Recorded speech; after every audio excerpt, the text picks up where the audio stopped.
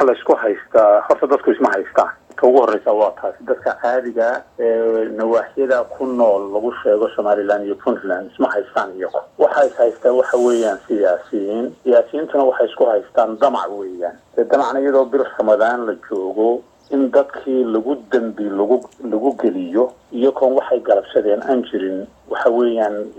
la yaab waaye waxaad moodaysaa Soomaalida siyaasiyiinteeda inteeda badan meeshii doonayaanba ha joogaan inay ka door bidaan hadiyo jeer dantooda shakhsiga danta dadweynaha iyo ummadda balanbalasa marka meelayowgan la isku hayo ee la leeyahay cadawgii baan dilnay iyo wax la mid ah dadka degani waa dad iswada dhalay Soomaalinimada sare marka hada ka timaadid waa dad wada baaba'ay oo iskuuladoodii baaba'een dhaqaalahoodii baaba'ay marka in askarinka la soo duldhigo la yiraahdo dadkii baan qaxinana waa wixii ka taagnaa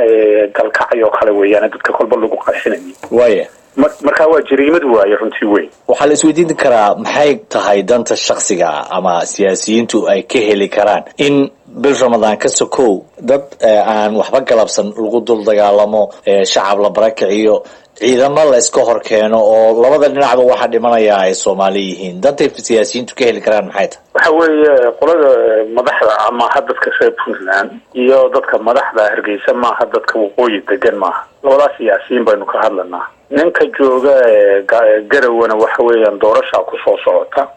uu si xamaan sameeysanaya ama kharash u urursado musuqmaasuq lagu galayo ama wax kale ha lagu galayo waxa weeyaan si meesha ugu soo noqdo wax uu sameeynaya wax Allah iyo wixii Ilaahay xaaradnimayo dhan buu sameeynaya qolooyinka Hargeysa joogtana waxa weeyaan qolooyin barqabo imika soo kacayo halade waa in la ictiraafku marka haday ku imanayo in dad masaakiin la xaaqo uma aabayeelayaan labada dan ee shakhsiga waa labada weeyaan marka laga tago in la isku hayo tukraq oo hadda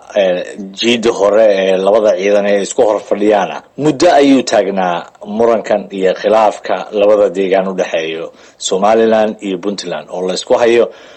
deegaankan Sool wuxuu ka tirsan yahay Puntland iyo kama tirsanay wuxuu ka tirsan yahay Somaliland miyaan la heli karin xal aan ciidan iyo in la isxabadeeyahayn waxa kaasi walaal